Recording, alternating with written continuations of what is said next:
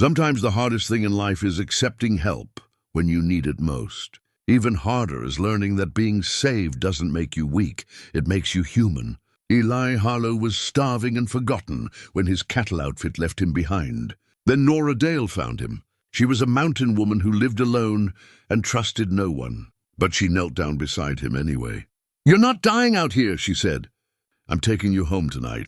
Her home wasn't charity, it was hard work. If he wanted to stay, he'd have to earn it. But what happens when two people who've been hurt before decide to trust again? Before we jump back in, tell us where you're tuning in from. And if this story touches you, make sure you're subscribed, because tomorrow I've saved something extra special for you. The morning sun carved long shadows across Nora Dale's homestead, painting the weathered cabin walls gold against the backdrop of Montana's Bitterroot Mountains.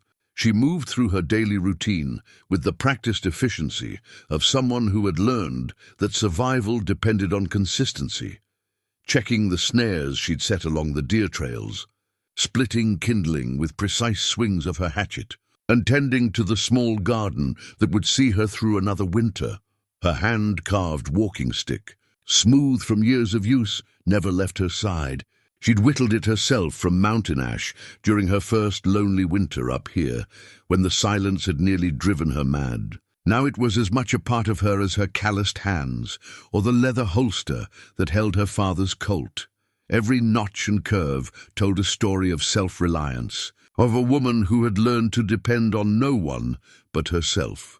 The cabin sat in a natural clearing, surrounded by towering pines that had stood watch for decades. Her father had built it with his own hands 30 years ago, choosing this spot because it was defensible, hidden, and blessed with a year-round spring. The logs were still solid, chinked tight against mountain winters that could kill the unprepared. Inside, everything had its place: dried herbs hanging from the rafters, hand-forged tools arranged with military precision, and shelves lined with preserved food that represented months of careful planning.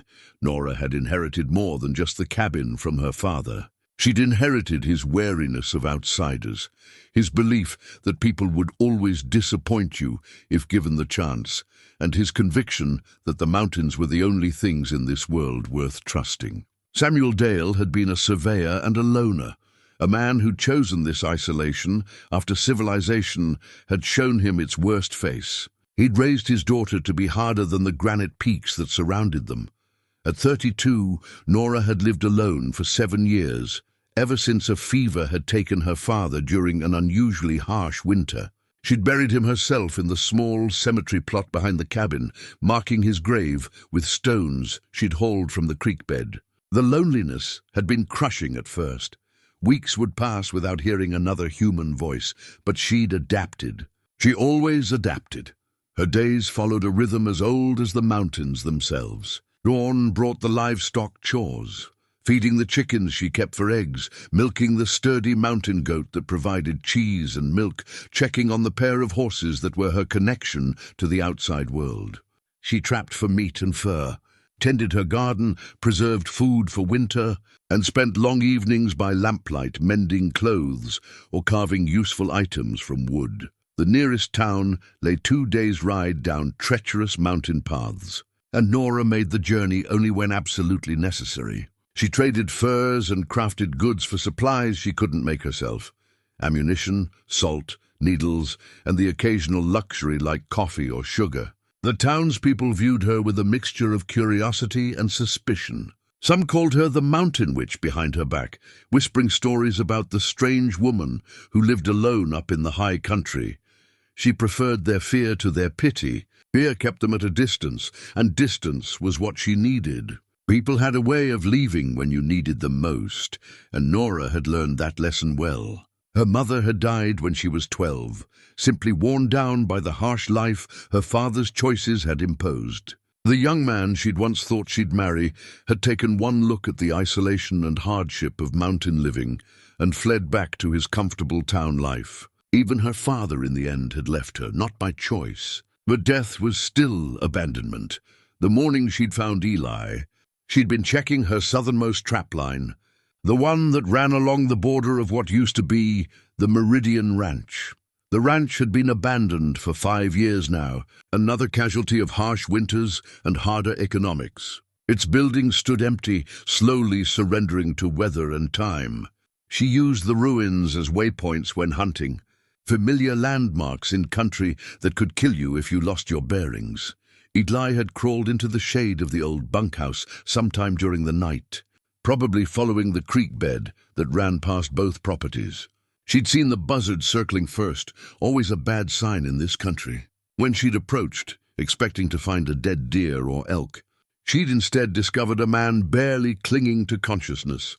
He was thin to the point of gauntness, his clothes torn and sun-faded, his lips cracked from dehydration. A worn cowboy hat lay beside him, so old and battered it might have been passed down through generations. Something about that hat spoke to her. It had the look of something cherished, the only thing a man might keep when everything else was taken away. She could have walked past. Should have, by her father's teachings. Strangers meant trouble, and trouble was something she'd worked hard to avoid. But when the man had looked up at her with eyes that held the same emptiness she'd seen in her own mirror during those first years alone, something inside her had stirred. Maybe it was loneliness. Maybe it was the memory of her father's rare moments of kindness. Maybe it was simply the recognition of one broken thing seeing another. "You're not dying out here," she told him, and meant it. Death was too easy. Living took courage. The walk back to her cabin had been slow, with Eli leaning heavily on her walking stick while she supported his weight. He hadn't spoken much, just nodded his gratitude and followed her lead. She'd settled him in the small guest room her father had built for the occasional supply trader or lost traveler. It wasn't much. A narrow bed, a washstand, and pegs on the wall for clothes, but it was clean and private. That first night she'd fed him broth and watched him struggle to keep even that simple meal down. His hands shook as he lifted the spoon, whether from weakness or something deeper, she couldn't tell. When he'd finally managed a few spoonfuls, he'd looked at her with an expression she recognized, the gratitude of someone who'd given up hope of human kindness. "Why?" he'd asked, his voice barely above a whisper. She'd considered the question while banking the fire for the night. "Why indeed?" "Because you reminded me of something I'd almost forgotten," she'd finally answered. "That sometimes we all need saving." Now 3 days later, as she watched him through the cabin window attempting to split kindling with arms that still trembled from weakness, Nora found herself wondering if she'd made a mistake. Not in helping him, that had been the right thing to do, whatever the consequences, but in allowing herself to feel something other than the careful numbness she'd cultivated for so many years. Eli Harlow was changing things simply by being here. And change was the one thing Nora Dale had spent 7 years trying to avoid. The merchant arrived on a Tuesday morning, his pack mule laden with goods and his weather-beaten face telling stories of long trails and longer nights. Jake Morrison had been trading these mountain routes for 15 years, one of the few men willing to make the dangerous journey, to serve the scattered homesteaders who chose isolation over civilization. Nora heard his approach long before she saw him, the distinctive jingle of his mules, harness bells carrying across the morning air. She set down the leather she'd been working and stepped onto the cabin's covered porch, her hand instinctively checking the pistol at her hip. Old habits died hard in country where being caught unprepared could mean being caught dead. "Nora Dale," Jake called out as he cleared the tree line, raising one hand in the universal gesture of peaceful intent. "Got some goods for you and news from town." She relaxed slightly, but didn't move from the porch. Even Jake, who'd been coming up here for years, was still an outsider in her eyes. Trust was a luxury she couldn't afford, no matter how convenient his services might be. Eli emerged from behind the cabin, where he'd been attempting to repair a section of chicken fence. His movements were still careful, measured, but the color had returned to his face and his hands no longer shook when he worked. He'd been here a week now, and already Nora had grown accustomed to having another pair of hands around the homestead. Even if they belonged to a man she barely knew. "This is Eli," she said simply as Jake dismounted. No explanations, no excuses. Her business was her own. Jake nodded politely to Eli, then turned back to Nora with the practiced efficiency of a man who understood mountain protocol. Got your usual supplies: coffee, salt, ammunition for the Colt, some fine needles from Denver, and sugar if you're wanting it. They conducted their business with the ritual formality that governed such transactions. Nora examined each item carefully, testing the quality and checking quantities against her mental inventory. She paid in silver coins and a bundle of prime winter fox pelts that would fetch good money in the cities back east. "Now for the news," Jake said as they concluded their trade. He reached into his jacket and withdrew a folded paper, official-looking and bearing several stamps and seals. "This came through the courthouse. Meant for you, specifically." Nora's stomach clenched as she recognized the formal legal document. Nothing good ever came in such packages. She took the paper with hands that remained steady through pure force of will, but didn't unfold it while Jake was watching. "What kind of news?" she asked. Jake shifted uncomfortably. "Land office business. There's been some folks asking questions about property boundaries up here. Old claims, surveys, that sort of thing. Thought you should know." After Jake departed, heading north toward the Hendricks place, Nora and Eli sat on the porch steps while she studied the document. The legal language was dense and complicated, full of terms that seemed designed to confuse rather than clarify, but the basic meaning was clear enough. Someone was challenging her right to the land. "Henderson Development Company," she read aloud, her voice tight with controlled anger. "They're claiming the original land grant was improperly filed, that the boundaries were never legally established." She looked up at Eli, her green eyes flashing. "They want to take my home." Eli leaned closer to read over her shoulder, and she caught the scent of wood smoke and honest sweat that had become familiar over the past week. "What's their claim based on?" "It says here that recent surveys indicate discrepancies in the original filing, that my father may not have had clear title to the full 160 acres. She stood abruptly, pacing to the porch railing. "That's impossible. My father was meticulous about legal matters. He checked and double-checked every document before he filed his claim." But even as she said it, doubt began to creep into her voice. Her father had been many things: careful, thorough, paranoid about protecting what was his, but he'd also been human. And humans made mistakes, especially when dealing with government bureaucracy that seemed designed to trap the unwary. "When do you have to respond?" Eli asked. She scanned the document again. 30 days to appear at a hearing in Helena. If I don't show, they win by default." Her hands crumpled the edges of the paper. "Helena, 200 miles of mountain roads, and that's if the weather holds." Eli stood and moved to her side, his presence somehow both comforting and unsettling. "You'll fight it." It wasn't a question, and something in his tone made her look at him more carefully. There was steel in his voice that hadn't been there when she'd found him half dead by the creek. Whatever had broken this man, whatever had left him abandoned and alone, there was still something unbroken at his core. "I'll fight it," she agreed.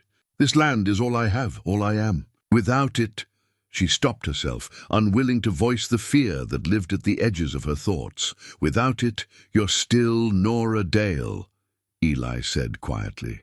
"The woman who can live alone in these mountains. The woman who saves dying strangers. The woman who built a life with her own hands. The land doesn't define you, you define it." His words stirred something inside her that she'd thought was long buried. For 7 years, she'd told herself that the land was enough, that isolation was strength, that needing no one was the highest form of freedom. But listening to Eli, she realized how much of herself she'd tied up in this place, how much of her identity depended on being the mountain woman, the one who needed nothing and no one. "I don't know anything about legal battles," she admitted. "My father handled all that. I just know how to live here." "Then you learn," Eli said. "We learn." "You don't have to face this alone." The word "we" hung in the air between them, loaded with implications neither was quite ready to examine. Nora had been alone for so long that the very concept of partnership felt foreign, dangerous. But as she looked at this man who'd been cast aside and written off, who'd somehow found enough strength to offer his help when she needed it most. She felt something shift inside her chest. "Why would you help me?" she asked. "You don't owe me anything. You could walk away from this mess, find somewhere easier to start over." Eli was quiet for a long moment, looking out across the valley that spread below them like a green and gold promise. When he finally spoke, his voice carried the weight of hard-won wisdom. "Maybe because I'm tired of walking away," he said. "Maybe because for the first time in longer than I can remember, I've found something worth fighting for." That night, as Nora lay awake, listening to the familiar sounds of her mountain home, she realized that everything had changed. The safe, predictable isolation she'd built around herself like armor had been shattered by a piece of legal paper and a stranger's unexpected loyalty. Tomorrow, she would have to begin the process of fighting for her land, for her way of life, for everything her father had built and she had preserved. But tonight, for the first time in 7 years, she wasn't facing the future alone. The morning after receiving the legal notice, Nora led Eli to the cabin's small root cellar, where her father had stored more than just preserved food. Behind shelves lined with mason jars and sacks of grain, a wooden chest sat protected by oiled canvas. She'd avoided opening it since her father's death, partly from grief and partly from fear of what memories it might contain. "He kept everything," she said, lifting the heavy lid. "Every document, every letter, every receipt. Said you could never tell when something might prove important." Inside, carefully organized in oiled paper bundles, were decades of correspondence with government offices, surveyors, and land agents. Samuel Dale had documented every aspect of his claim with the thoroughness of a man who understood that possession was only 9/10 of the law. The other 10th required paperwork. Eli knelt beside her, handling the old documents with surprising care. His fingers, now steadier after a week of regular meals and honest work, traced the faded ink of survey maps and legal descriptions. "Your father was smart to keep all this. Look here." He pointed to a yellowed paper covered with official stamps. "This is the original land grant, signed by the territorial governor himself." Nora studied the document, trying to make sense of the technical language. "But the company claims there were discrepancies in the survey. How do we prove they're wrong?" "We find the original survey markers," Eli said, then paused, looking at her with an expression she couldn't quite read. "I might be able to help with that." Something in his tone made her set down the papers and give him her full attention. "What do you mean?" Eli was quiet for a moment, as if weighing how much to reveal. Finally, he met her eyes. "Before I ended up with that cattle outfit, I worked for the Territorial Survey Office. I know how to read these maps, how to find the original markers. Most importantly, I know what constitutes a legal survey and what doesn't." The revelation hit her like cold mountain air. "You're a surveyor," he corrected. "Lost the job when I started drinking too much after—" He stopped himself, old pain flickering across his features. "After my wife died. Spent the next 2 years drifting from job to job, each one worse than the last, until I ended up pushing cattle for men who saw me as disposable." Nora felt pieces of a puzzle clicking into place.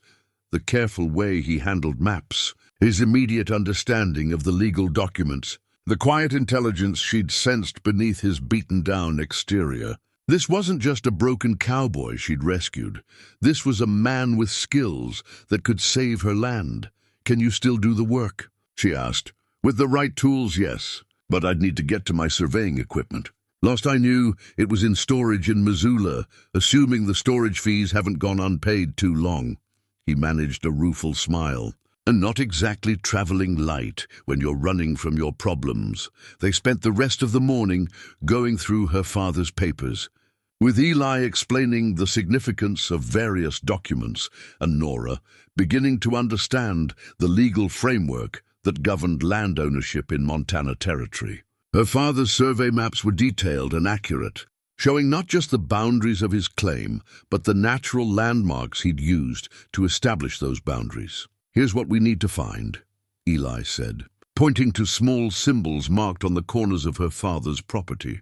"Survey monuments," Your father would have placed stone cairns or driven iron posts to mark the exact boundaries. If we can find those original markers and prove they match the legal description, we can show that Henderson Development Survey is wrong. The work was harder than Nora had anticipated. Even with Eli's guidance, reading the old maps and translating them to the actual landscape required skills she'd never needed as a simple homesteader.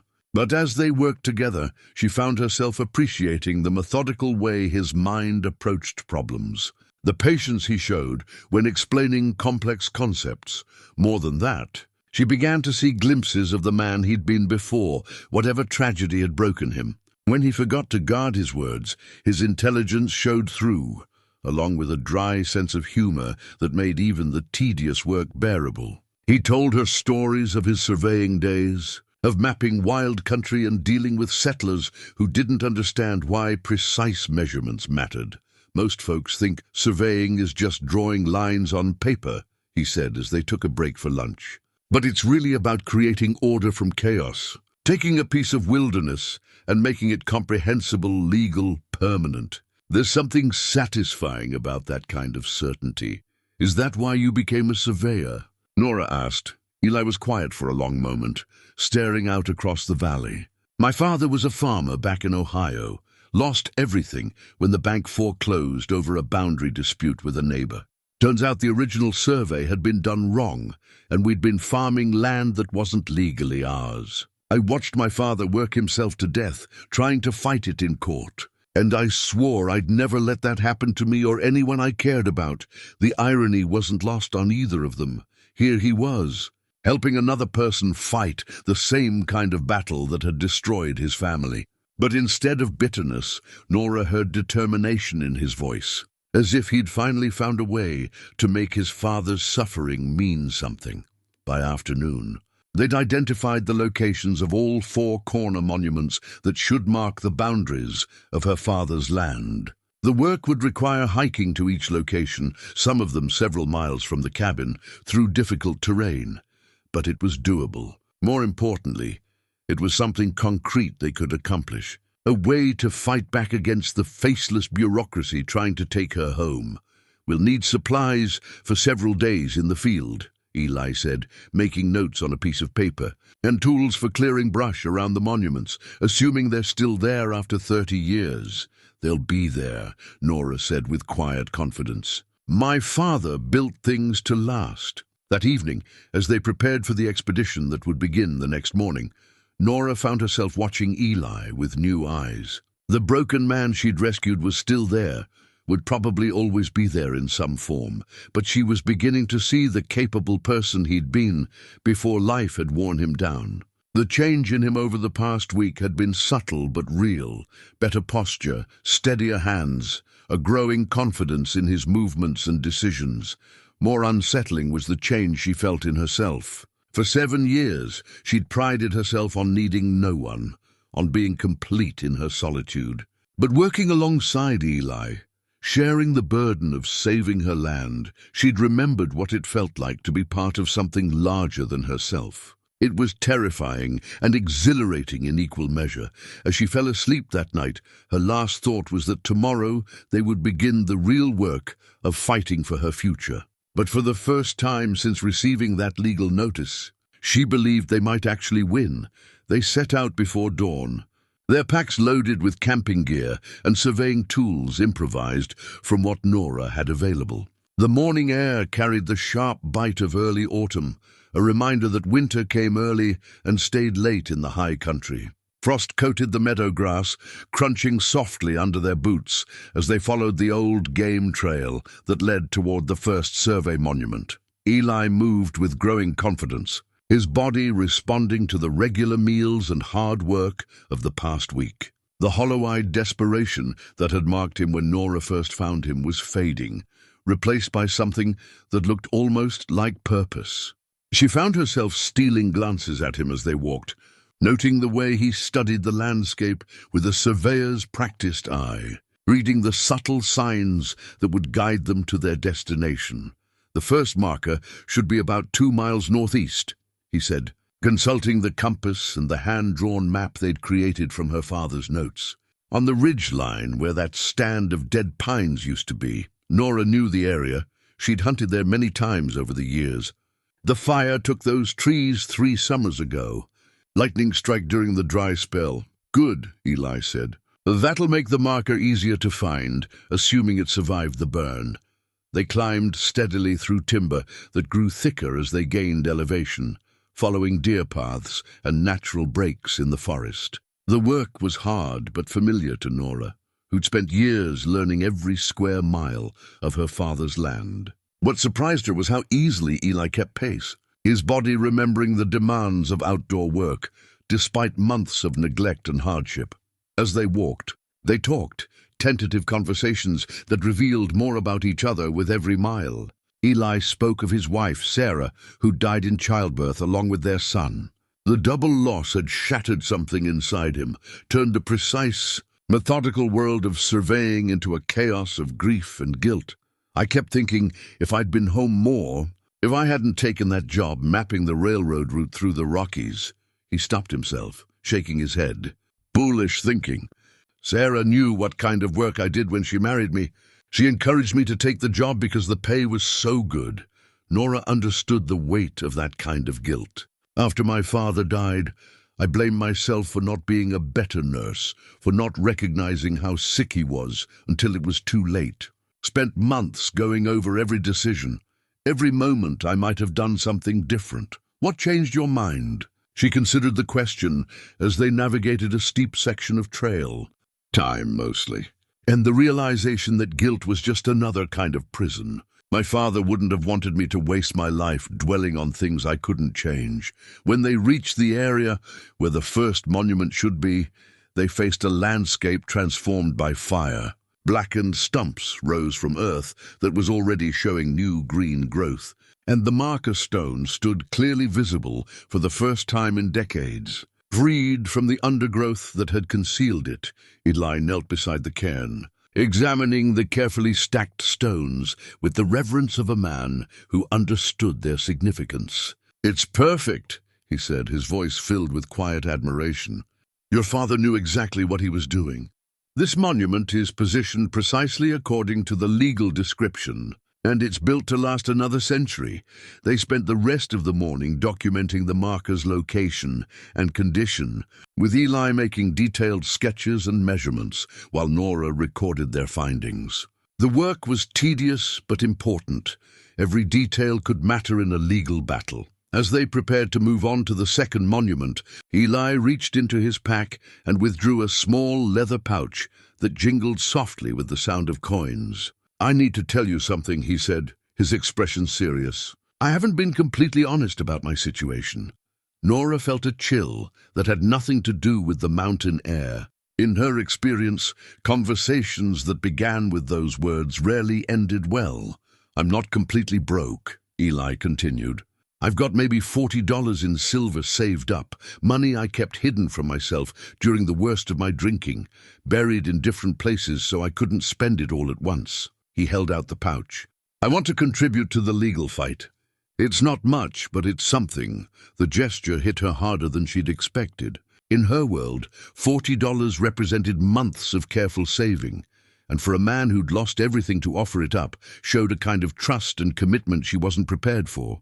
"Why?" she asked, echoing the question he'd posed to her that first night. "Because this place saved my life," he said simply. "Because you saved my life. Because maybe it's time I stopped running from things that matter." Something shifted between them in that moment, a recognition that whatever was happening here was bigger than either of them had acknowledged. When Nora reached out to touch his hand, she felt the calluses that were already forming from honest work, the steadiness that was returning to his grip. "Keep your money," she said. "We'll use it when we need it. But right now, what I need is your knowledge and your help finding these markers." Eli nodded, but didn't put the pouch away. "When this is over, when we've saved your land, I'd like to stay. Not as charity, not as someone you rescued, but as a partner. Someone who belongs here." The word partner hung between them, loaded with possibilities that made Nora's heart race and her practical mind raise alarms. She'd been alone for so long that the idea of sharing her life, her decisions, her carefully ordered world seemed almost impossible to imagine. But as she looked at Eli, seeing the hope and determination in his eyes, she realized that impossible might not mean the same thing it used to. "Ask me again when we've won," she said. They found the second monument before midday, another testament to her father's precision and skill. This one sat on a high promontory overlooking the valley, offering a view that stretched for miles in every direction. From here, Nora could see her cabin, small and solid in its clearing, surrounded by the land that had shaped her entire adult life. "It's beautiful," Eli said, following her gaze. "I can understand why you'd fight for it." "It's home," Nora replied, but as she said it, she realized the word meant something different now than it had just 2 weeks ago. Home wasn't just the physical place, it was the people who shared it. The connections that gave it meaning beyond mere survival. That night, camped under stars that seemed close enough to touch, they sat by a small fire and planned their approach to the remaining monuments. But the conversation kept drifting to other topics, shared memories of places they'd lived, books they'd read, dreams they'd once harbored for the future. When Eli reached for her hand across the firelight, Nora didn't pull away. His touch was warm and certain, and for the first time in years, she allowed herself to imagine a future that included someone else. The courthouse in Helena rose from the dusty street like a monument to civilization's attempt to impose order on the wild Montana territory. Its brick facade and imposing clock tower seemed designed to intimidate those who approached seeking justice, and Nora felt small and out of place as she and Eli climbed the wide stone steps. The clock's heavy chimes marked 10 o'clock as they entered the building, their footsteps echoing in hallways that smelled of wax and legal documents. After 3 days of documenting survey monuments in the mountains, the confined space felt suffocating. Nora's hand instinctively moved to where her pistol usually hung, finding only empty air. Weapons weren't permitted in the courthouse.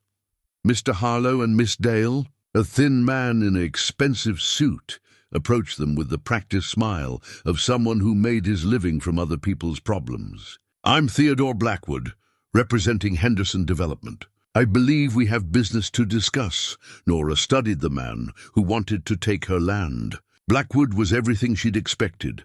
Soft hands that had never known honest labor, clothes that cost more than she spent in a year, and eyes that calculated the value of everything they saw. He embodied every reason she'd chosen to live apart from civilization. "Mr. Blackwood," Eli said, his voice carefully neutral, "we're here to review the documents supporting your client's claim." Of course. Though I should mention that Henderson Development is prepared to make a very generous offer for the property. More than fair market value, really, considering the, shall we say, questionable nature of the original claim. "The claim isn't questionable," Nora said, finding her voice. "My father filed properly, and we have documentation to prove it." Blackwood's smile never wavered. "My dear lady, I'm sure your father was a fine man, but the Territorial Land Office in the 1840s was hardly known for its precision. Simple men often made simple mistakes." The condescension in his tone made Nora's jaw tighten. She'd faced down mountain lions with less anger than she felt toward this soft-handed lawyer who dismissed her father as a simple man. Samuel Dale had been many things, but simple wasn't one of them. "Perhaps we should examine the actual evidence," Eli suggested, placing a calming hand on Nora's arm. They spent the next 2 hours in a cramped records room, poring over maps and surveys while Blackwood pointed out supposed discrepancies in her father's original filing. His argument was technical and complex, based on changes in surveying methods and legal requirements that had evolved over the decades. "You see here," he said, indicating a line on one of Henderson's surveys. "The original boundary description refers to the large oak tree by the creek bend, but our survey shows no such tree exists. Without that landmark, the entire eastern boundary is in question." Eli studied the map carefully. "When was this survey conducted?" "Last spring. Our team spent 2 weeks documenting every aspect of the property. and they found no large oak tree. None whatsoever, which suggests the original survey was based on faulty information. Nora felt a chill of doubt. She knew every tree on her land, and there was indeed no large oak by the creek bend. But before she could voice her concerns, Eli spoke up. "Mr. Blackwood, how familiar are you with the 1847 grasshopper plague?" The lawyer's confident expression flickered slightly. "I'm not sure I understand the relevance. That plague wiped out most of the vegetation in this region, including many of the mature trees that were used as survey landmarks. A large oak that existed in 1845 might well have died by 1847, especially if it was already stressed by drought or disease." Eli's voice carried the authority of experience. "The absence of the tree now doesn't invalidate the original survey. It just means the landmark is gone." Blackwood recovered quickly, but Nora caught the flash of irritation that crossed his features. "That's an interesting theory, Mr. Harlow, but hardly conclusive proof." "No," Eli agreed. "But it raises questions about the thoroughness of Henderson's survey. Did your team look for evidence of dead trees, root systems, historical records of vegetation changes?" The rest of the morning passed in a blur of technical arguments and legal maneuvering. Nora found herself grateful for Eli's presence, not just his knowledge, but his ability to match Blackwood's educated demeanor. The lawyer had clearly expected to intimidate a simple mountain woman, not face a man who understood surveying as well as he did. But as they broke for lunch, she realized how far out of her depth she was. The legal system was a foreign country with its own language and customs, and she was an outsider trying to navigate without a map. "He's good," Eli said, as they walked to the small hotel where they'd taken a room for the night. "But he's also overconfident. He expected this to be easy." The hotel was modest but clean, a far cry from the rough accommodations Nora was used to. The room they'd taken had 2 narrow beds and a washstand, luxury by mountain standards, but cramped compared to the open spaces of home. Eli had insisted on paying for separate beds, a gesture of respect that hadn't gone unnoticed. "I felt so lost in there," Nora admitted, as she sat heavily on one of the beds. "All that legal language, those technical arguments, it's like they're speaking a different language." "They are," Eli said. "That's how they maintain power, by making the system too complicated for ordinary people to understand. But you held your own. Blackwood was trying to intimidate you, and you didn't back down." Through the hotel window, Nora could see the bustle of Helena's main street, merchants hawking their wares, well-dressed ladies stepping carefully around mud puddles, men in suits conducting business on street corners. It was a different world from her mountain home, one that moved to rhythms she didn't understand. "Look at me," she said, gesturing to her practical clothes and work-worn hands. "I don't belong here. These people can tell just by looking that I'm not one of them." Eli sat on the edge of the other bed, close enough that she could see the sincerity in his eyes. "Maybe that's your strength, not your weakness. You're real in a way that most of these people aren't. You've built a life with your own hands, survived on your own terms. That means something, does it? Because right now it feels like all that matters is having the right papers and knowing the right words." "Papers can be forged, and words can be lies," Eli said. "But the truth has a weight to it that can't be faked. Your father's survey monuments are still standing after 30 years. That's not luck, that's craftsmanship and knowledge."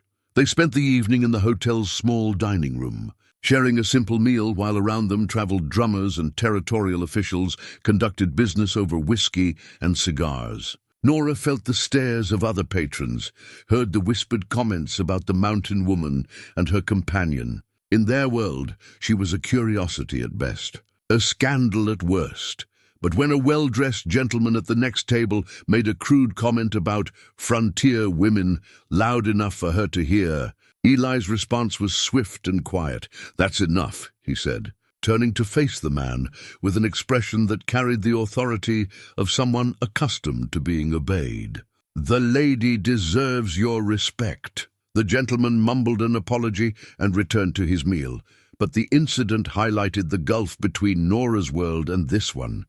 Here she was judged not by her skills or character, but by her appearance and origins. The realization stung more than she'd expected. That night, as they prepared for bed in the awkward intimacy of the shared room, Nora found herself watching Eli with new appreciation. He moved through both worlds, the rough frontier and civilized society, with equal ease, but he'd chosen to stand with her when it mattered. "Why did you defend me tonight?" she asked as he hung his coat on a wall peg. "Because you deserve defending. Because those men have no idea what real strength looks like." He turned to face her, his expression serious. "You've built something meaningful with your life, Nora. Don't let their ignorance make you doubt that." Outside, the courthouse clock chimed 11, its deep notes carrying across the darkened town. Tomorrow would bring another day of legal battles, more attempts to prove her right to the only home she'd ever known. But tonight, in this small room far from the mountains she loved, Nora felt less alone than she had in years. When Eli reached out to touch her hand, she didn't pull away. His fingers were warm and calloused from honest work, a reminder that whatever happened in the courthouse, they would face it together. "Thank you," she said softly, "for everything. For believing in me when I'm not sure I believe in myself." "Always," he replied. And something in his voice told her he meant more than just the legal battle they were fighting. The mountains seemed very far away, but for the first time since leaving home, Nora began to believe they might actually find their way back. The second day at the courthouse began with unexpected news. Blackwood appeared with additional documents, a triumphant gleam in his eye that made Nora's stomach clench with dread. "We've discovered some interesting historical records," he announced as they gathered in the same cramped room. "It seems there may be complications regarding the original land grant that go deeper than simple. Surveying errors." He spread a collection of yellowed papers across the table with the theatrical flair of a man revealing a winning hand. Among them was a faded photograph, the kind taken in formal studios during the territory's early days. The image showed a stern-faced man in a dark suit standing beside a woman in an elaborate dress. Both posed with the rigid formality common to early photography. "This is a marriage certificate," Blackwood said, indicating one of the documents. "For one Samuel Dale and Rebecca Morrison, dated 1842, and this," he pointed to another paper, "is a death certificate for Rebecca Dale, 1850. Nora stared at the photograph, recognition dawning with horrible clarity. The man was definitely her father, but decades younger than she'd ever known him. The woman was a stranger, elegant and refined in a way that seemed completely at odds with the harsh mountain life her father had chosen. "I don't understand," she said, though part of her already did. "It appears your father was married before he came to Montana," Blackwood continued with barely concealed satisfaction. "His first wife died in Ohio, and he filed his land claim as a widower. But there's no record of him ever marrying your mother, Miss Dale, which raises questions about your legal status and, by extension, your inheritance rights." The words hit Nora like a physical blow. She'd known her parents' relationship had been unconventional. Her mother had always been addressed as Miss Kate, rather than Mrs. Dale, by the few visitors who came to their mountain home. But she'd assumed it was simply frontier informality, not evidence of something more complicated. Eli leaned forward to examine the documents more closely. "When was Miss Dale born?" "According to the records we found, 1852, Blackwood replied. 2 years after Samuel Dale's legal wife died, but with no marriage certificate connecting him to the woman who was presumably her mother." "Presumably?" Nora's voice came out sharper than she intended. "Well, without legal documentation of the relationship." Blackwood spread his hands in a gesture of false sympathy. "I'm sure your father cared for you, but under territorial law, illegitimate children have no automatic inheritance rights." The room seemed to spin around Nora as the implications sank in. Everything she'd believed about her family, her identity, her place in the world, was crumbling beneath the weight of legal technicalities. She was illegitimate, a bastard child with no legal claim to the land she'd called home her entire life. "This doesn't change anything," Eli said firmly. "Legitimacy laws have evolved since the 1850s. There are provisions for adverse possession, for establishing legal residence through continuous occupation. Perhaps, Blackwood interrupted. But it certainly complicates Miss Dale's claim. Henderson Development is prepared to be generous, but given these revelations, our previous offer may need to be reconsidered. After Blackwood left them alone with the devastating documents, Nora sat in stunned silence. The photograph seemed to mock her from across the table, evidence of a part of her father's life she'd never known existed. Who was this Rebecca Morrison, who'd been Samuel Dale's legal wife? What kind of life had they shared in Ohio before whatever tragedy or choice had driven him to the Montana mountains? My mother never talked about their relationship, she said finally. Just said they'd found each other when they both needed finding. I thought she was being romantic. Eli moved to sit beside her, his presence a steady anchor in the storm of confusion and hurt. Maybe she was. Maybe the legal ceremony didn't matter to them as much as the commitment they made to each other, but it matters to the law. It matters to people like Blackwood, who can use it to take away everything I have. Only if we let them. Eli's voice carried a conviction that helped steady her. We knew this would be a fight. Now we know what kind of fight it is. That evening, they walked the streets of Helena as the sun set behind the mountains, painting the sky in shades of gold and crimson that reminded Nora of home. The town was busy with end-of-day commerce, but she barely noticed the activity around them. Her mind was reeling with questions about her parents, her birth, the legal complexities that threatened to overwhelm her completely. Tell me about your mother, Eli said as they paused beside a small church whose bell tower caught the last rays of sunlight. Nora gathered her memories like scattered treasures. Catherine O'Brien. She came from Ireland, though she never talked much about why she left. Found work as a seamstress in Missoula, then met my father when he came to town for supplies. She was gentle, kind, everything that life in the mountains wasn't. What was she like with your father? They were devoted to each other.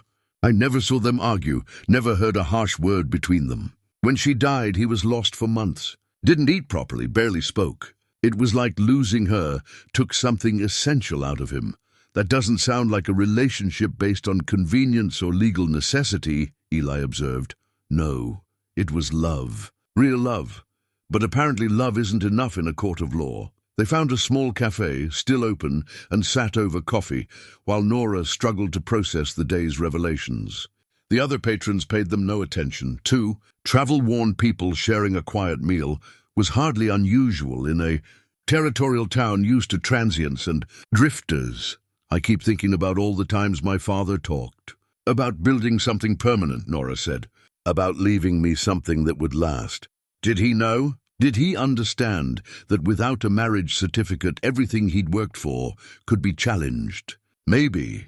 Or maybe he believed that 30 years of continuous occupation and improvement would be enough to establish clear title. In most cases it would be, but not in this case, and we don't know that yet. Tomorrow we'll request copies of all the documents, review the territorial statutes on inheritance and adverse possession. There are still options.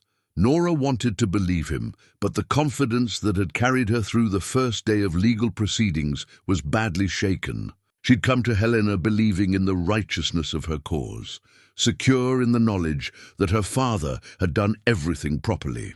Now she felt like she was fighting shadows, defending a claim that might never have been legally valid in the first place. When they returned to the hotel, the awkwardness of the shared room was compounded by Nora's emotional exhaustion. She sat on her bed fully clothed, staring at nothing while Eli moved quietly around the small space. Nora. His voice was gentle but insistent. Look at me. When she raised her eyes to meet his, she saw understanding there, and something deeper that made her breath catch. Whatever those documents say, whatever legal technicalities we're dealing with, you belong on that land. You've earned it through every season you've survived, every improvement you've made, every day you've chosen to stay when leaving would have been easier. No lawyer can take that away from you, can't he? Because it feels like he already has. Eli sat on the edge of her bed, close enough that she could feel the warmth of his presence. Then we'll build something new, together, whatever it takes." For the first time since seeing that photograph, Nora felt a flicker of hope. Not because the legal situation had improved, but because she realized she wasn't facing it alone anymore. The revelation came not in the courthouse, but in the dusty archives of Helena's oldest church, where Nora had gone seeking any record of her parents' relationship, while Eli researched territorial inheritance laws. Father McKenna, a white-haired priest who'd served the community for 40 years, remembered Catherine O'Brien, a lovely girl. "Irish through and through," he said as he led Nora through boxes of old parish records. "Came to us in 1851, already with child and no husband in sight." Those were harder times for unwed mothers, but Catherine had a strength about her that commanded respect. Nora's hands trembled as she opened the leather-bound register the priest indicated. There in faded ink was the record she'd been hoping to find, and the one that would shatter everything she thought she knew about her family. "Marriage of Samuel Dale and Catherine O'Brien," she read aloud. "June 15th, 1851, witnessed by—" She stopped, staring at the page in confusion. "Is something wrong, child?" "This date! If my parents were married in 1851, and I was born in 1852, She looked up at Father McKenna with growing alarm. "But Mr. Blackwood showed me a death certificate. Samuel Dale's first wife didn't die until 1850. The old priest's expression grew troubled. "Let me see that record again." Together they examined the marriage certificate more carefully. The handwriting was different from other entries of the same period, the ink slightly darker, the paper somehow too clean for a document that should have been 30 years old. "Father," Nora said slowly, "is it possible this record was added later, after the original ceremony?" Father McKenna was quiet for a long moment, studying the page with the careful attention of someone who'd spent decades maintaining church records. "It's possible," he admitted. "During the territorial period, record-keeping was often irregular. Sometimes marriages were recorded months or even years after the fact, especially in remote areas. But why would someone do that? Why risk falsifying church records? To legitimize a child's birth, perhaps. To ensure inheritance rights. Your father would have understood the legal implications better than most. The implications hit Nora like a landslide. Her father hadn't just been a careful, methodical man.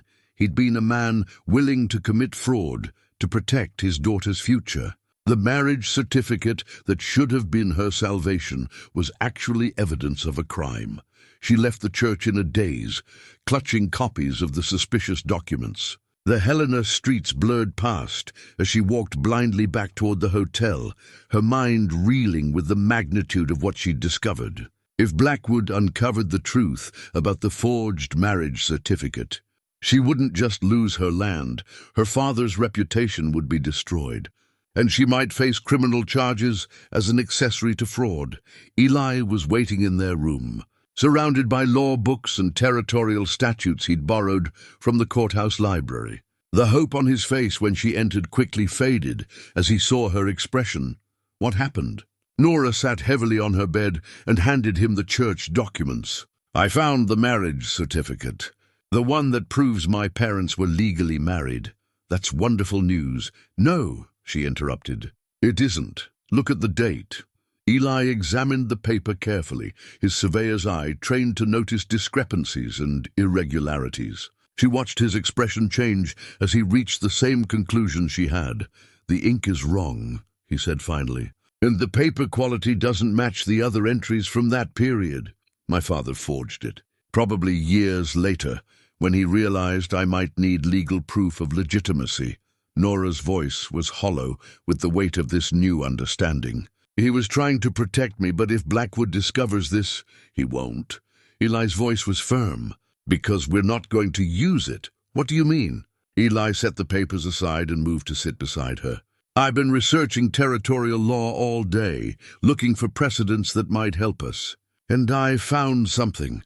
He retrieved one of the law books and opened it to a page marked with a strip of paper.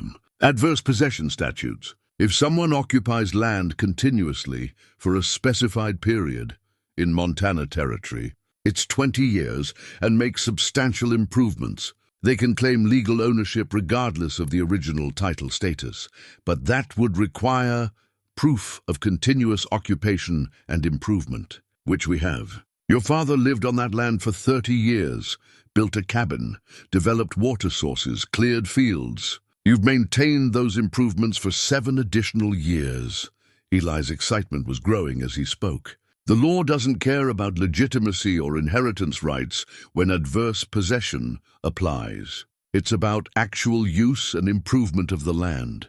Nora felt a flicker of hope, but it was tempered by hard experience. Blackwood will fight it. He'll argue that my father knew he was squatting on disputed land.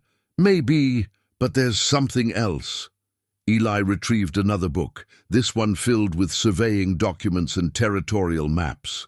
I've been studying the original Henderson Development Survey, the one they're using to challenge your father's claim. And I found something interesting. He spread out a detailed map, marked with elevation lines and geographical features. Look at these boundary descriptions. Henderson's survey places the eastern border of their claim along the prominent ridgeline visible from the valley floor. But there are 3 prominent ridges in that area, and they haven't specified which one. What does that mean? It means their survey is legally deficient.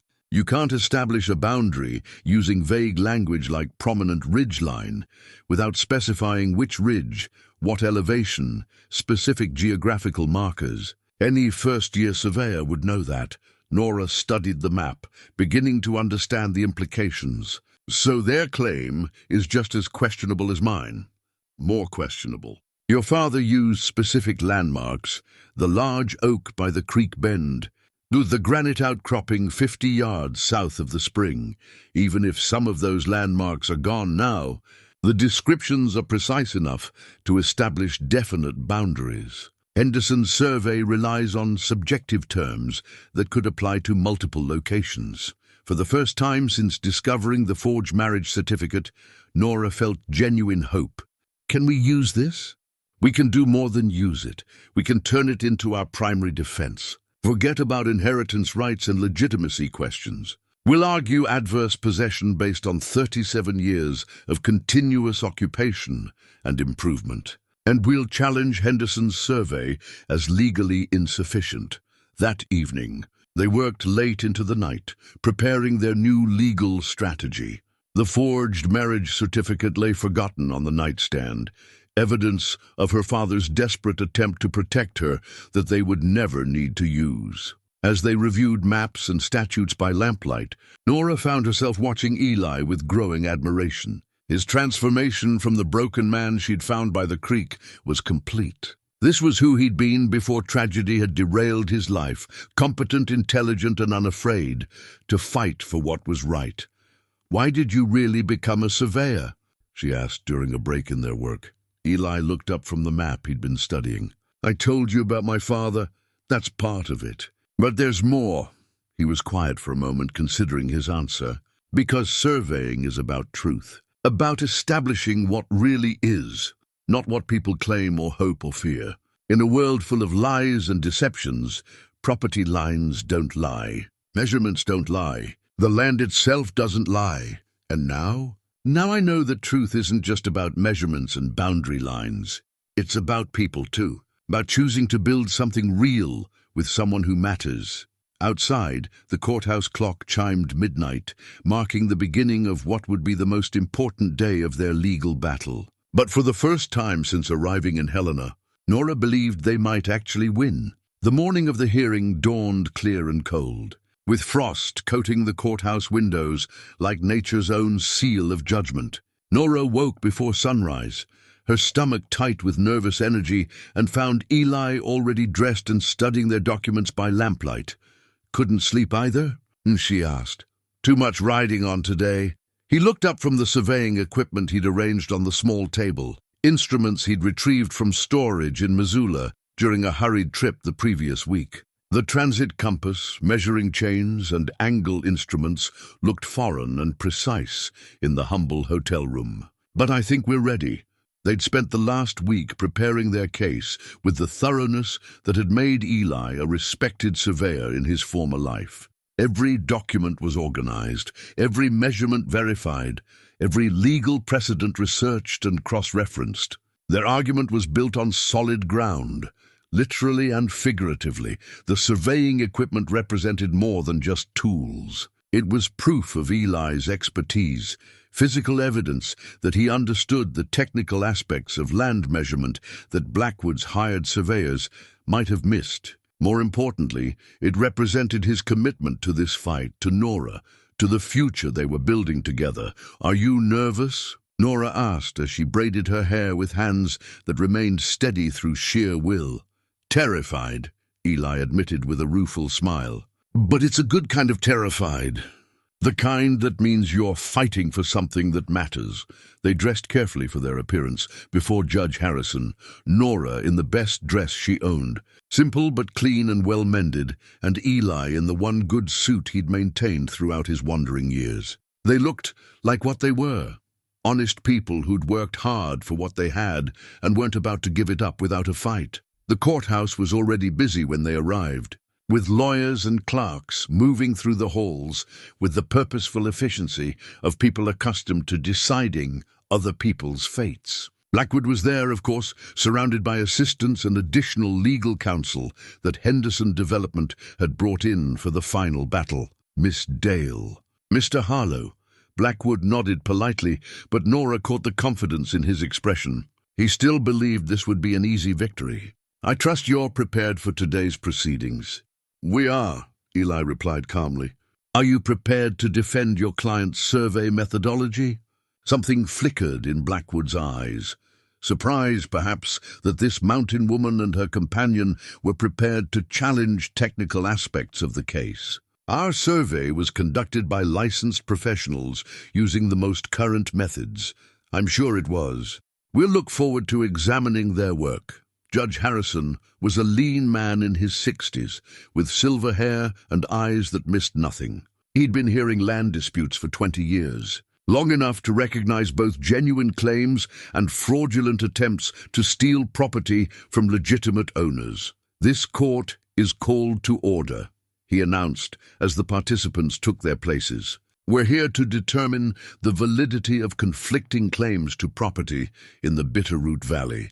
Specifically, the 160-acre homestead currently occupied by Miss Nora Dale." Blackwood presented Henderson Development's case first, laying out their survey findings and legal arguments with practiced eloquence. He painted a picture of sloppy frontier record-keeping, questionable land grants, and a woman whose claim to the property was based more on sentiment than law.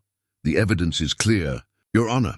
The original survey conducted by Samuel Dale in 1845 contains multiple errors and ambiguities that render his claim legally insufficient. Furthermore, recent genealogical research raises serious questions about Miss Dale's inheritance rights." When it came time for their defense, Eli stepped forward with quiet confidence. He'd spent years presenting technical evidence to judges and government officials, and those skills had returned with startling clarity.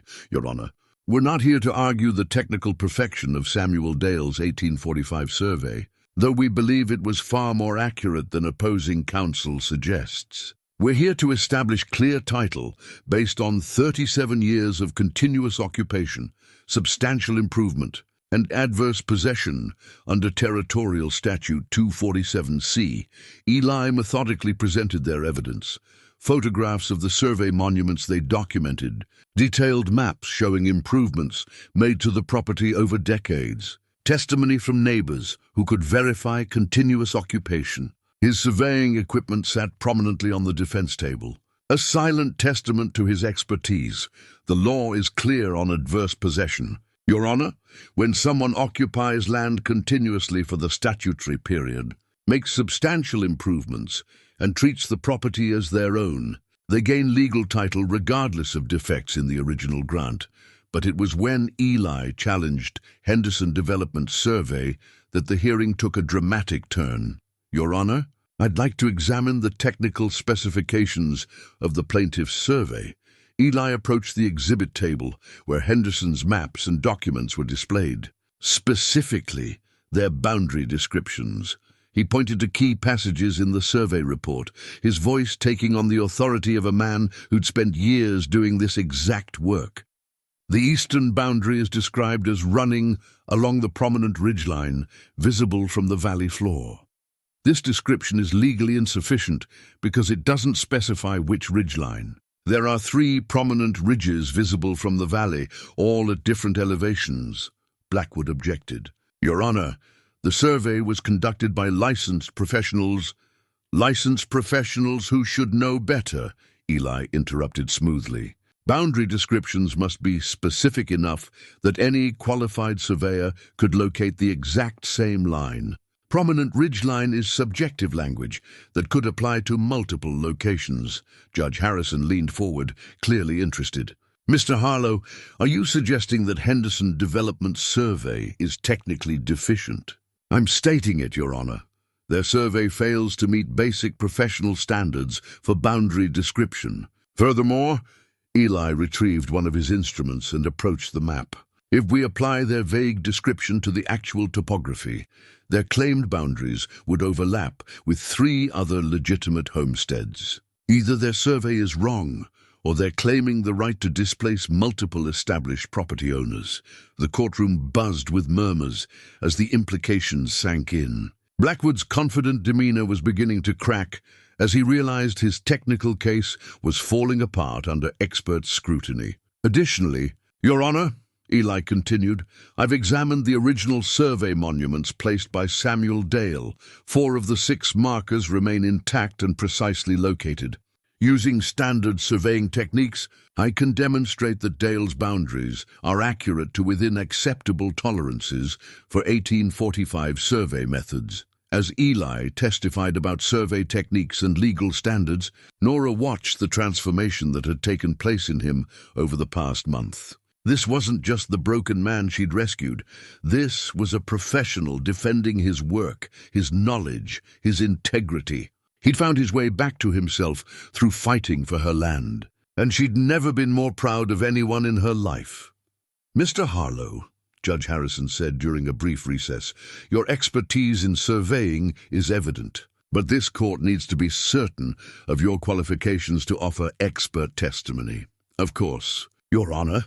Eli produced a leather portfolio containing his certification documents, letters of recommendation, and examples of surveys he'd completed during his career. I was lead surveyor for the Montana Territorial Survey Office from 1865 to 1872. I mapped over 50,000 acres of territorial land, including several township grids still in use today.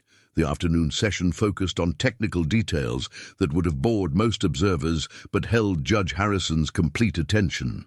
Eli systematically dismantled every aspect of Henderson Development Survey, pointing out errors, ambiguities, and outright mistakes that cast doubt on their entire claim. But the most powerful moment came when Nora herself took the stand. Miss Dale, her lawyer Eli, had insisted they needed official legal representation. Asked, "Can you tell the court about your life on this property?" "I was born in that cabin in 1852, Nora said, her voice steady despite the weight of testimony. "I've never lived anywhere else. I've tended that land through drought and flood, through winters that killed livestock and summers that burned the forests. I've improved every acre, maintained every building, honored every commitment my father made to that piece of ground. And what would losing this land mean to you? It would mean losing everything that defines who I am. But more than that, it would mean letting my father's work die, abandoning the legacy he built with his own hands. That land isn't just my home. It's my responsibility." As the hearing concluded and Judge Harrison retired to consider his decision, Nora and Eli sat in the courthouse waiting room, holding hands and trying to process everything that had happened. They'd presented the strongest possible case. But now their fate rested in the hands of one man whose decision would determine their entire future. "Whatever happens," Eli said quietly, "we fought the right fight." "No," Nora replied, squeezing his hand. "We fought together. That's what makes it right." Judge Harrison returned to the courtroom after 2 hours of deliberation, his expression unreadable as he took his place behind the bench. The afternoon sun slanted through the tall windows, casting long shadows across the floor where Nora and Eli sat waiting for words that would determine their entire future. This case has required careful consideration of both technical surveying evidence and territorial law regarding adverse possession, the judge began, his voice carrying the weight of decades spent making decisions that shaped people's lives. The court has reviewed all submitted evidence, expert testimony, and relevant legal precedents. Nora's hand found Eli's, their fingers intertwining as they braced themselves for whatever was coming. Across the aisle, Blackwood sat with rigid confidence, but she noticed his assistants exchanging uncertain glances. Eli's technical testimony had clearly rattled their certainty about an easy victory. Regarding the plaintiff's claim that Miss Dale lacks legitimate inheritance rights to the disputed property, Judge Harrison continued, "The court finds this argument irrelevant to the matter at hand. Under Montana Territorial Statute 247C, adverse possession rights supersede inheritance questions when specific conditions are met." Blackwood's face tightened slightly, but he maintained his professional composure. This was the first indication that their strategy wasn't proceeding as planned. The court finds that Miss Dale and her late father have maintained continuous occupation of the disputed property for 37 years. From 1845 to the present. During this period, substantial improvements were made, including construction of permanent buildings, development of water sources, clearing and cultivation of land, and establishment of livestock operations. Each word felt like a small victory to Nora, but she forced herself to remain still, knowing that judges could reverse direction without warning. However, Judge Harrison said, and Nora's heart clenched, the court must also consider the technical accuracy of the original survey and the validity of Henderson Development's competing claim. He retrieved a document from his papers and adjusted his spectacles. The court has carefully reviewed Mr. Harlow's expert analysis of the Henderson Development Survey conducted in 1882. Mr. Harlow's credentials as a territorial surveyor are impeccable, and his technical objections to the plaintiff's survey methodology are both specific and substantive. Blackwood rose slightly from his chair. "Your Honor, if I may address the court's concerns about our survey." "You may not, Counselor." "The court has made its determinations based on the evidence presented." Judge Harrison's tone carried a warning that made Blackwood settle back into his seat. "The Henderson Development Survey contains multiple technical deficiencies that render it legally insufficient for establishing property boundaries. Specifically, the use of subjective language such as prominent ridgeline violates standard surveying protocols and creates ambiguity that could affect multiple property owners in the region." Nora felt Eli's hand tighten around hers. This was better than they dared hope. The judge wasn't just questioning Henderson's case, he was systematically dismantling it. Furthermore, the judge continued, Mr. Harlow's documentation of existing survey monuments, placed by Samuel Dale in 1845, demonstrates that the original survey was conducted with acceptable accuracy for the period and methods available. The court finds no evidence of the gross errors alleged by the plaintiff. Judge Harrison set down his papers and looked directly at the opposing parties. The court is troubled by what appears to be an attempt by Henderson Development to use technical legal challenges to circumvent well-established property rights. Miss Dale and her father have occupied, improved and maintained this property for nearly 4 decades. Their claim is supported by physical evidence, witness testimony, and compliance with territorial adverse possession statutes. Blackwood's confident facade was cracking visibly now. He whispered urgently to his assistants, clearly scrambling for some way to salvage their case. "However," Judge Harrison said again, and Nora's brief surge of hope faltered, "the court must address one final matter that has emerged during these proceedings." He reached into a folder and withdrew a document that made Nora's blood run cold. It was yellowed and official-looking, bearing the seal of the Territorial Land Office. This is the original land grant filed by Samuel Dale in 1845, Judge Harrison announced. The court requested this document directly from the territorial archives to verify the accuracy of both parties' claims. Nora felt the world tilt beneath her. This was the moment she'd been dreading, when the original documentation would either vindicate her father's careful work or expose some fatal flaw that would cost her everything upon examination of this original. "Grant," the judge continued, his voice maddeningly calm, "the court finds that Samuel Dale's property description and boundary markers are consistent with accepted surveying practices of the 1840s. The legal description matches the physical evidence documented by Mr. Harlow, confirming that the Dale homestead encompasses exactly 160 acres as originally claimed." Relief flooded through Nora so powerfully that she felt dizzy. Beside her, Eli squeezed her hand with barely contained emotion. "Moreover," Judge Harrison said, "this original document reveals an additional factor that strengthens Miss Dale's position. Samuel Dale's land grant was filed under the Preemption Act of 1841, which specifically protected the rights of settlers who occupied and improved federal land prior to official survey. His claim predates any other filing for this property by several years." Blackwood was on his feet now, his composure finally shattered. "Your Honor, we were not provided with access to this document during our preparation because you didn't request it, Counselor. Your client chose to rely on a hastily conducted survey rather than researching the historical record. That oversight is not the court's responsibility to correct." The judge's rebuke was delivered with the cool precision of someone who'd seen too many lawyers try to blame their inadequate preparation on procedural technicalities. Blackwood sat down heavily, the defeat written clearly across his features.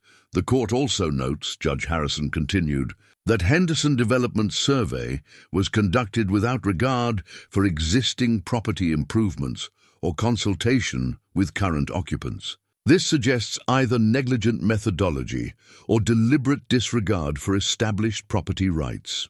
Nora could hardly believe what she was hearing.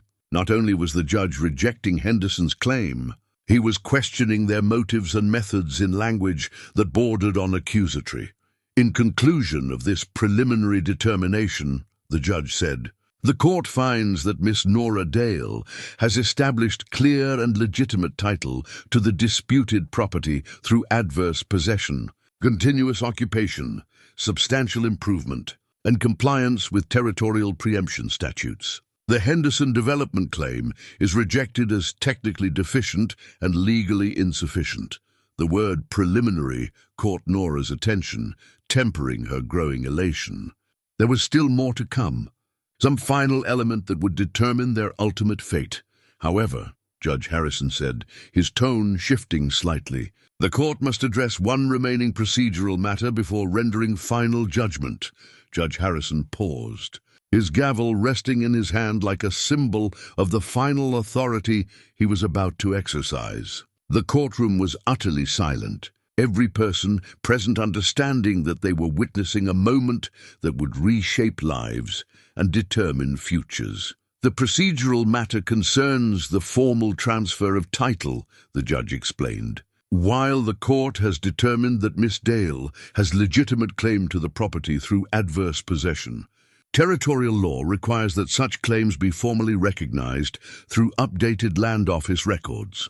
Nora's heart sank. Even victory, it seemed, came with bureaucratic complications that could delay or complicate their triumph. She'd learned enough about territorial law over the past weeks to know that formal title transfers could take months or even years to complete. "However," Judge Harrison continued, and that word had become the pivot point of their entire case, "given the clear evidence presented and the 37 years of continuous occupation, this court is prepared to issue an immediate declaratory judgment establishing Miss Dale's title, provided certain conditions are met."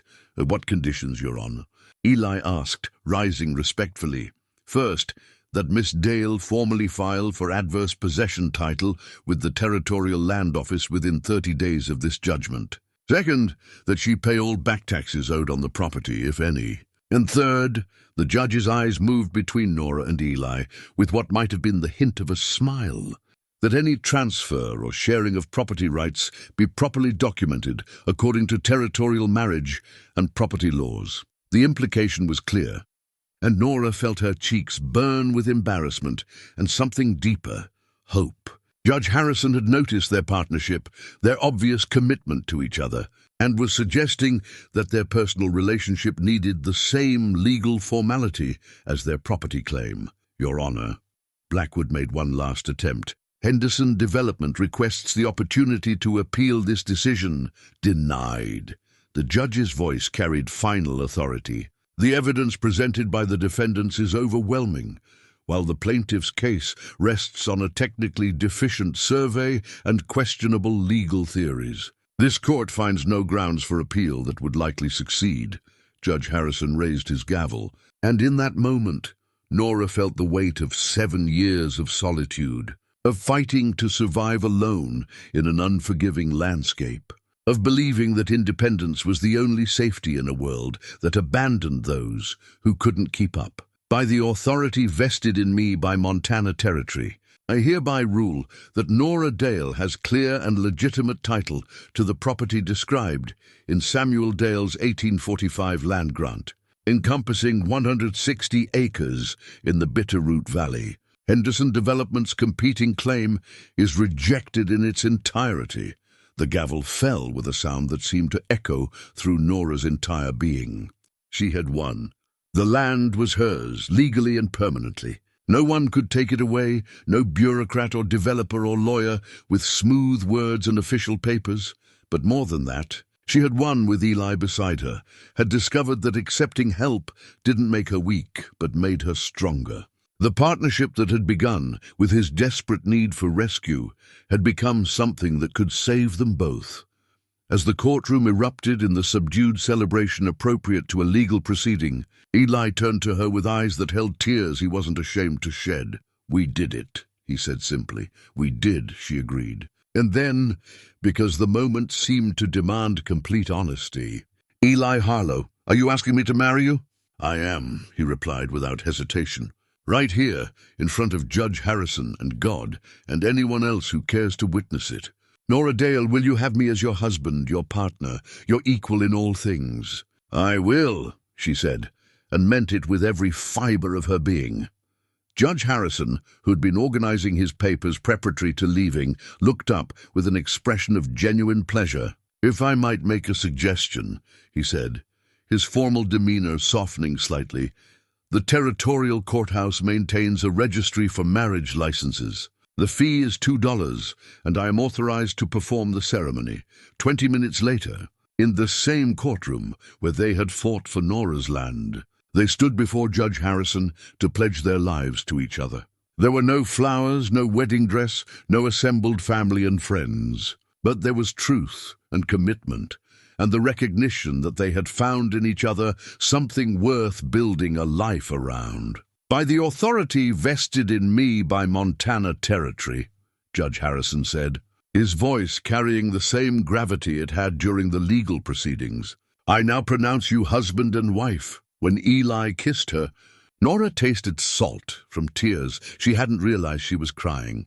Tears of joy, relief, and wonder at how completely her life had changed from the moment she'd found a dying stranger and decided to take him home. Outside the courthouse, Helena's streets buzzed with the ordinary commerce of a territorial town.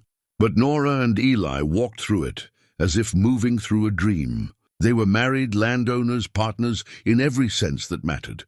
"So what happens now?" Nora asked as they reached their hotel. "Now," Eli said, taking her hand with the certainty of a man who had found his purpose, "we go home together." 3 months later, as the first heavy snow of winter painted the Bitterroot Mountains in pristine white, Nora stood on the cabin porch, watching Eli split firewood with the steady rhythm of a man who had found his place in the world. The sound of his axe rang clear in the mountain air, accompanied by the domestic sounds of their small homestead, chickens scratching in their coop, The milk cow lowing softly in the barn, the whisper of wind through pine boughs heavy with snow. On her finger, she wore the wedding ring Eli had crafted during their first weeks back home. A simple band carved from a silver nugget he'd found in the creek that ran through their property.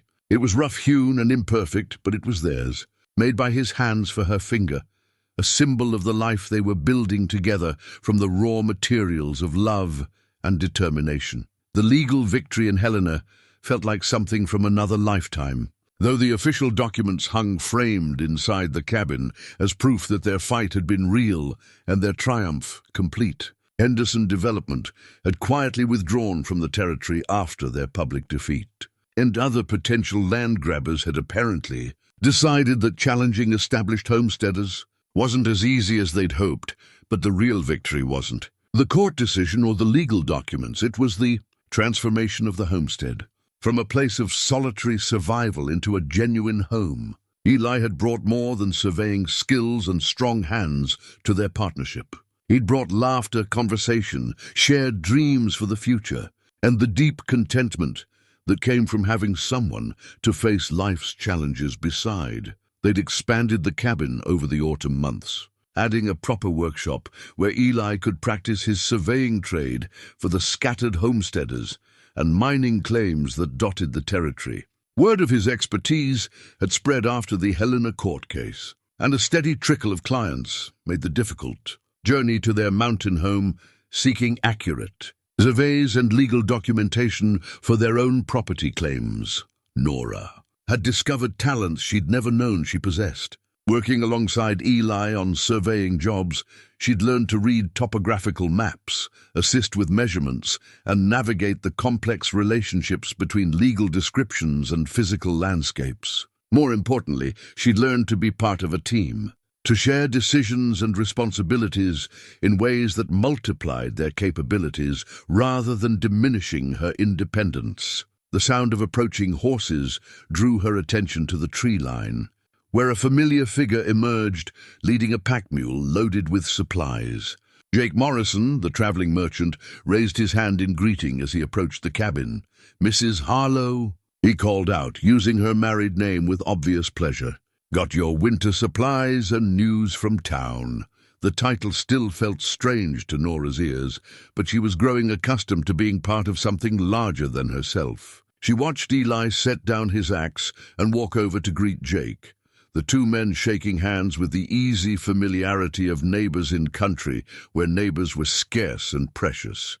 "Any interesting news?" Eli asked as they began unloading the pack mule. "Couple things might interest you," Jake replied. "There's a family, the Hendersons, no relation to that development company, looking to file a homestead claim about 10 miles north of here. Husband's got some surveying experience, but they're hoping for professional help with the paperwork." Eli glanced toward Nora, a question in his eyes. They discussed taking on more surveying work, but it would mean spending time away from their own land, trusting their partnership enough to leave their sanctuary for the demands of the outside world. "We'll consider it," Nora said, and the "we" came naturally now. "What's the other news?" Jake's weathered face split into a grin. "Well, seems there's a couple folks asking after you two in town. Young woman and her brother, traveling from back east, heard about your court case. Word is, they're looking for someone who knows about fighting legal battles over land rights. What kind of trouble are they facing?" Eli asked. "Railroad company trying to claim their family farm for a depot. Similar situation to what you folks went through?" "From what I understand." Nora felt something stir inside her, recognition of the fear and desperation she'd felt when Henderson Development had threatened her home. Sympathy for people facing the same kind of legal battle that had nearly destroyed her world. But more than that, she felt the confidence that came from knowing such battles could be won. "Tell them they're welcome here," she said. "We'll listen to their story." As Jake departed, with promises to spread word of their willingness to help, Nora and Eli stood together on their porch, watching the sun set behind the peaks that had sheltered their love story. The mountains were eternal, But the life they'd built in their shadow was something new, a partnership that honored both their individual strengths and their shared commitment to something larger than themselves. Do you ever regret it? Eli asked as twilight painted the snow-covered valley in shades of blue and silver. Taking in a broken-down stranger, getting pulled into legal battles, having your quiet life turned upside down? Nora considered the question. Looking back over the months that had transformed her from a solitary mountain woman into half of something stronger and more complete than she'd ever imagined possible. Never, she said, and meant it. You asked me once why I helped you, and I said you reminded me of something I'd almost forgotten. I know now what that was. Hope. Hope that people could change, that loneliness wasn't permanent, that love was possible even for people who'd given up on it. As if summoned by their conversation, another sound reached them from the forest, the weak cry of someone in distress, echoing across the valley in the gathering darkness. Nora and Eli exchanged a look that held no hesitation, no doubt about what they would do. Together, they stepped down from the porch and walked toward the sound, ready to offer help to another lost soul, who had somehow found their way to this place of healing and second chances. The cycle was beginning again, but this time they would face it as partners, as equals, as two people who had learned that sometimes saving someone else was the best way to save yourself. In the distance, the courthouse clock in Helena chimed the hour, its sound too faint to reach their mountain home, but marking time for a territory where justice was still possible and love could bloom in the most unlikely places. And in their small cabin surrounded by snow and starlight,